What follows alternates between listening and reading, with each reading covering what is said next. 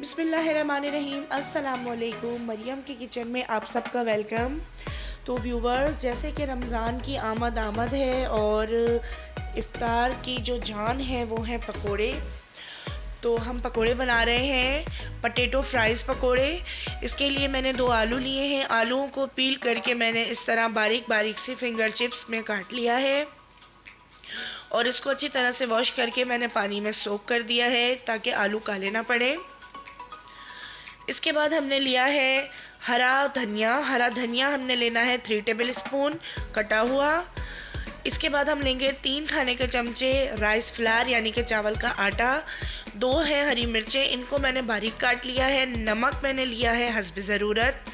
अजवाइन ली है half tea spoon पिसी हुई लाल मिर्च, हाफ़ टी स्पून कुटी हुई लाल मिर्च और 1 टेबल स्पून भर के कुटा हुआ धनिया और ज़ीरा। बेसन मैंने लिया है 1 प्याली।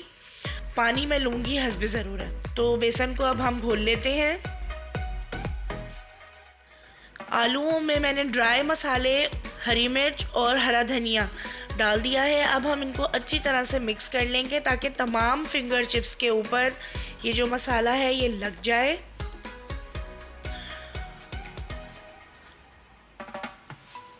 और अब हम इसमें चावल का आटा शामिल कर देंगे। चावल का आटा जो है पकोड़ों को क्रिस्पी रखेगा और बहुत ही क्रिस्पी करारे से बनेंगे ये।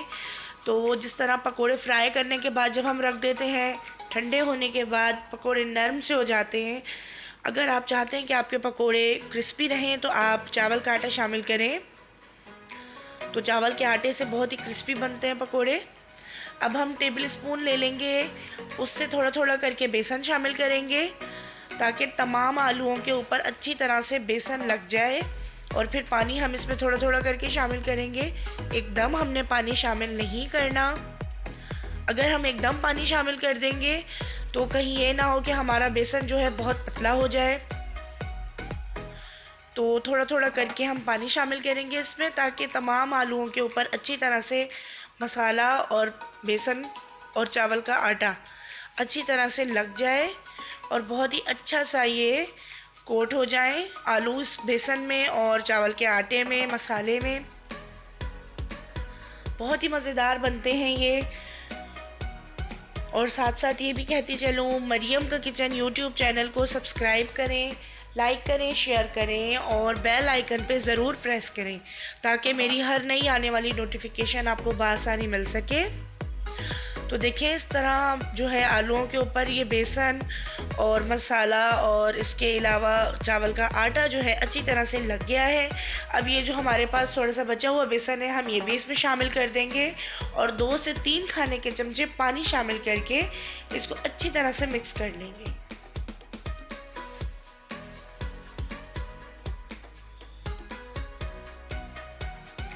और इसको मिक्स करने से पहले मैंने अच्छी तरह से हाथों को वॉश कर लिया था, क्योंकि जितना अच्छा हाथों से मिक्स हो सकता है, किसी चमचे से या किसी कांटे वगैरह से मिक्स नहीं होता। अब हम इसमें 2 टेबल स्पून पानी शामिल करके इसको मिक्स कर लेंगे।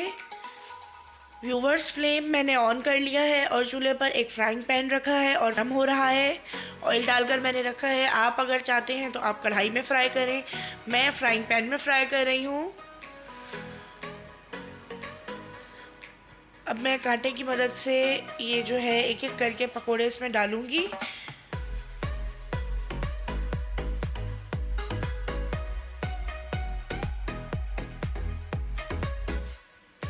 तमाम पकोड़े मैंने डाल दिए थे जितनी स्पेस थी मेरे फ्राइंग पैन में। और 3 से 4 मिनट बाद अब मैं इसमें चमचा चला रही हूँ, क्योंकि एकदम से अगर हम चमचा चलाएंगे तो ये जो कोटिंग है बेसन की ये पकोड़ों के ऊपर से उतर जाएगी और एकदम से ये चिपकने लगेंगे। और अभी से ही ये बहुत ज़बरदस्त से क्रिस्पी हो गए हैं। अभी ऐसे जुड़े हुए लग रहे हैं ये, लेकिन मैं इनको चमचे की मदद से अलग-अलग कर लूँगी और ये बहुत ही ज़बरदस्त बनते हैं। बच्चे भी बहुत ही शौक़ से खाते हैं क्योंकि इसमें आलू हैं और प्याज वगैरह, पालक हमने कोई चीज़ इसमें शामिल नहीं की है। ये फ्राइज़ पकोड़े हैं।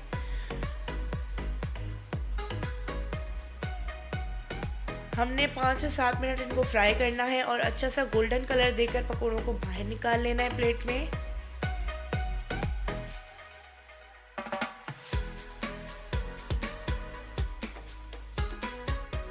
6 से 7 मिनट हो गए हैं और ज़बरदस्त सा कलर आ गया है पकोड़ों के ऊपर। अब हम एक प्लेट में निकाल लेंगे पकोड़ों को।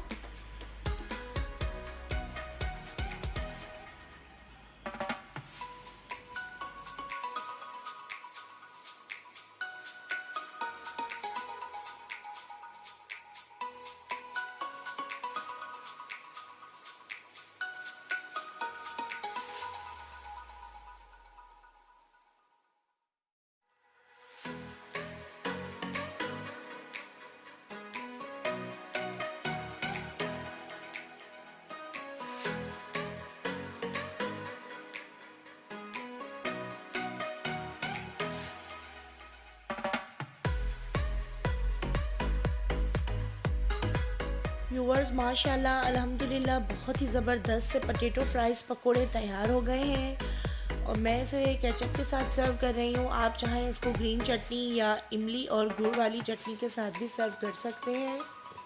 तो आपने मेरी रेसिपी से पकोड़े ज़रूर ट्राई करने हैं और कमेंट्स बॉक्स में मुझे कमेंट्स करके बताना है कि आपको मेरी बनाई हुई रेसिपी कैसी लगी। अगली रेसिपी के साथ फिर मिलेंगे। जब तक के लिए अपना बहुत सारा ख्याल रखिएगा।